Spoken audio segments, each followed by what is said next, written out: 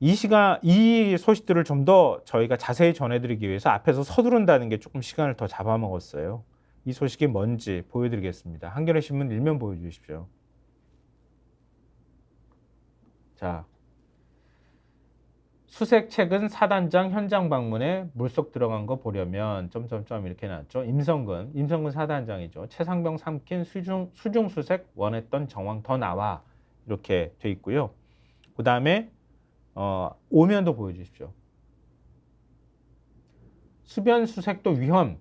이튿날 태도바꿔 입수 시찰 간방교로 이렇게 제목을 좀 달아놨는데요. 이게 어떤 내용입니까? 좀 저희가 그 한겨레 TV에서 보도한 내용을 기초로 해서 한겨레 신문이 이 기사를 쓴 거거든요. 지금 저기에 약간 미색으로 표현되어 있던 박스가 있잖아요. 그게 녹취 내용이잖아요. 그걸 김민하 평론가가 설명을 해주시는 사이사이에 저희가 녹취 내용을 좀 들려드리도록 하겠습니다. 예, 말씀해 주십시오. 그러니까 이게 한겨레 TV에서 다큐멘터리의 형태로 만든 겁니다. 그 제목이 고 최상병 죽음의 공동정범인데 공개 자체는 아마 26일에 됐을 것인데 네. 어제 이제 많은 분들이 보셨을 것이고 네. 신문에는 오늘 이 내용을 쓴 거예요. 그래서 방금 보신 이 한겨레 오면의 제목에 이제 수변수색도 위험 이튿날 태도받고 입수시찰 간방교로 이 기사에 이 다큐멘터리에 등장하는 주요 내용이 이제 다 써 있는 건데 이 기사의 이제 핵심은 그 당시의 상황에서 각 이제 이 뭡니까 이 관계자들이 어떠한 대화를 주고받았고 통화 그러니까 내용이 어떠한 것들이 수색에 나갔던 포병 대대장들 여러 명하고 그다음에 여단장하고 통화 그리고 대대장 여단장이 임성근 사단장한테 최상병이 실종되고 숨진 사실이 확인되고 난 다음에 보고하는 내용 이런 것들이 녹취로 다 지금 남아 있는 거 아니에요? 그것들을 이제 재구성해서 네. 그 당시 상황이 실체적으로 어땠는지 그런 것들을 이제 따져보겠다라는 내용입니다. 네. 그래서 그 당시에 7월 19일 날 아침 6시 20분께 이제 그러니까 최상병이 실종되기 약 2시간 전에 최상병이 소속된 이 포병 7대대장 이모 중령이 7여단장 박모 대령의 전화를 받았다는 건데요. 예. 거기에 대해서 제가 네. 얘기하면 트는 거예요? 아.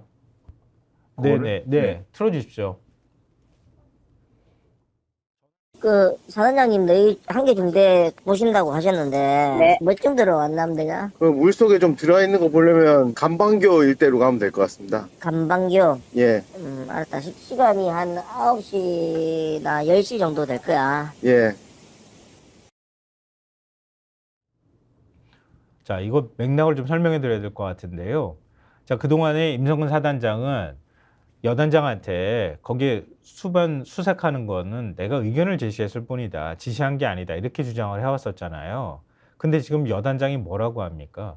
사단장님이 내려오신다고 하는 거잖아요. 와서 점검하겠다고 하는 거잖아요. 그 여단장하고 바로 그 의견 제시를 받았다고 하는 실제로 거기를 지휘했다고 임성근 사단장이 주장하는 여단장과 거기에 직접 현장에 나가 있는 대대장하고 통화하는 내용이잖아요. 그렇죠.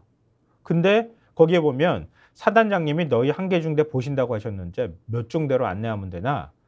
그 물속에 좀 들어가 있는 거 보려면 간방교 일대로 가면 될 것 같습니다. 물속에 들어가 있는 걸 사단장한테 보여준다는 거 아니에요? 보여준다는 게 핵심입니다. 거기가 수색하던 곳 아니에요. 차상병이 실종되고.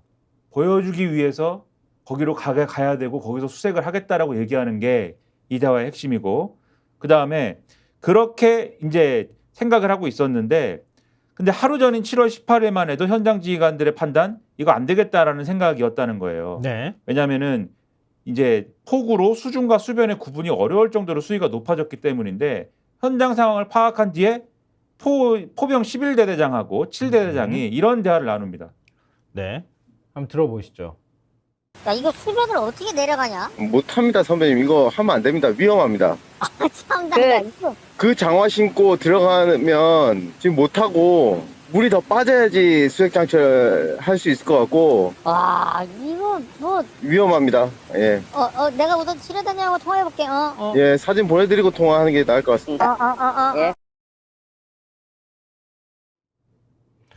저 포칠 대대장이 아까 여단장하고 통화한 사람이잖아요. 그러니까 사단장님이 내려오신다는데 여단장이 어디로 보여드리면 되냐 그랬더니 포칠 대대장이 간방교 그쪽으로 가시면 될 것 같습니다. 거기 수변에서 지금 수색을 할 테니까요. 이렇게 얘기를 했던 당사자인데 하루 전만 해도 포칠 대대장이 아이고 선배님 이거 들어가면 안 됩니다. 못합니다. 위험합니다. 물속에 사병들 들어보내면 안 됩니다. 이렇게 11대대장끼리 자기 대대장들끼리 논의를 했다는 거 아니에요.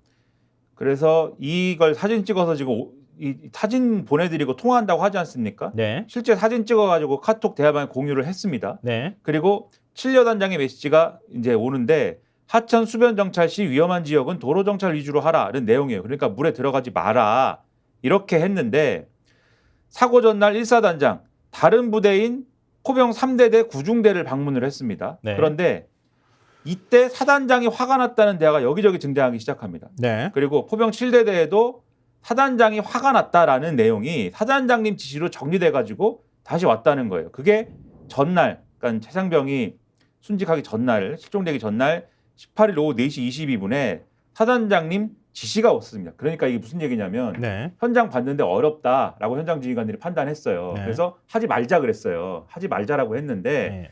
다른데 사단장이 갔는데 다른데를 보고 나서 다른데 이 현장 수색을 할 준비 태세를 보고 나서 사단장이 뭐가 마음에 안 들었는지 무슨 일이 일어난 거예요 거기서. 그래서 그 부대에서 야 사단장님이 화가 났어.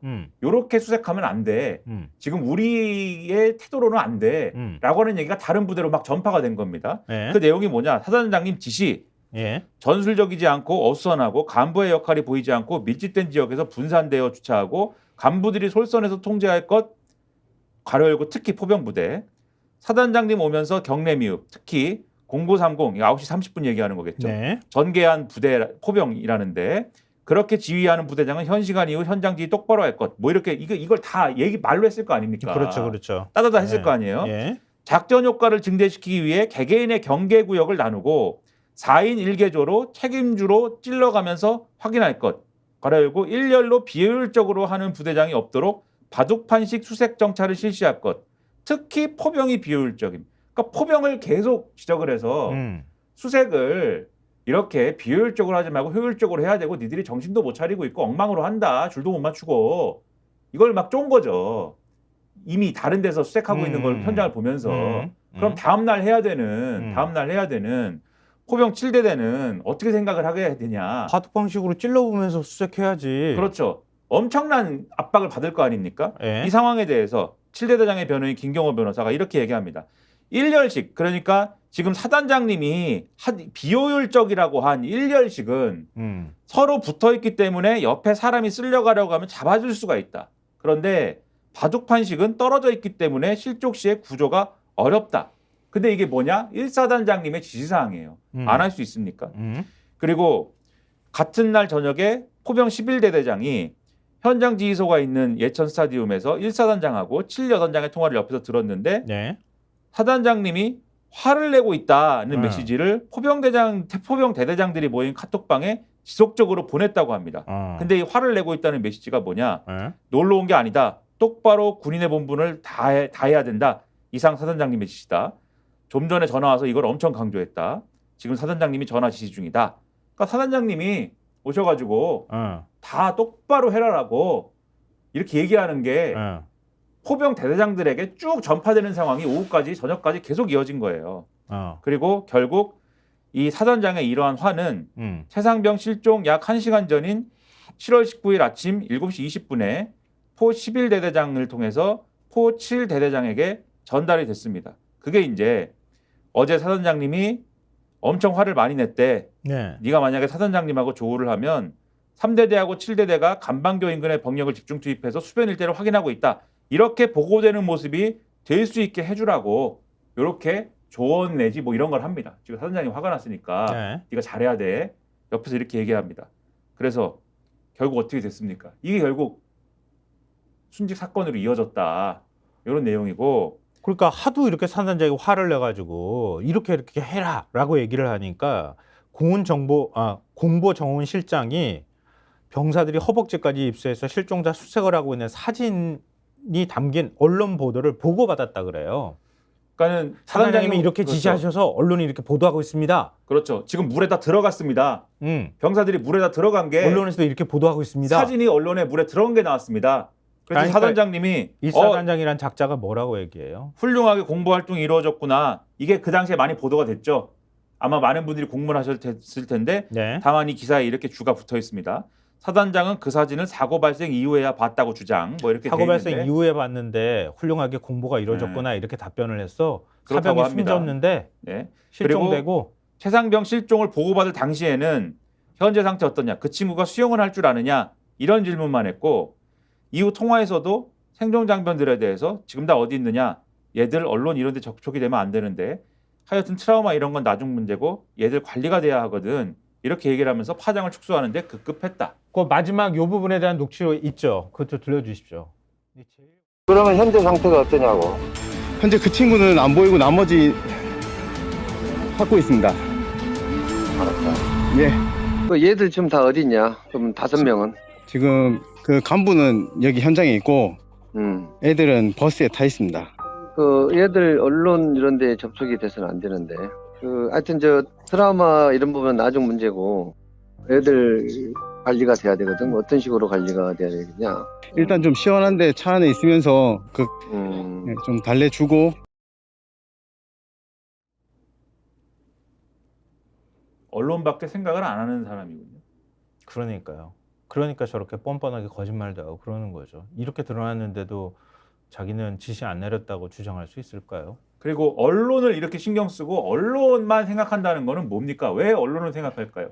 우리나라의 언론을 걱정해서일까요? 보도 현실을 걱정해서일까요? 아니죠. 승진 걸려있기 그렇죠. 때문이지. 자기의 안위, 나의 미래, 나의 인생 이게 제1의 가치인 분인 것 같아요. 이분은. 그러면 지금 당장 내가 책임지게 생겼다.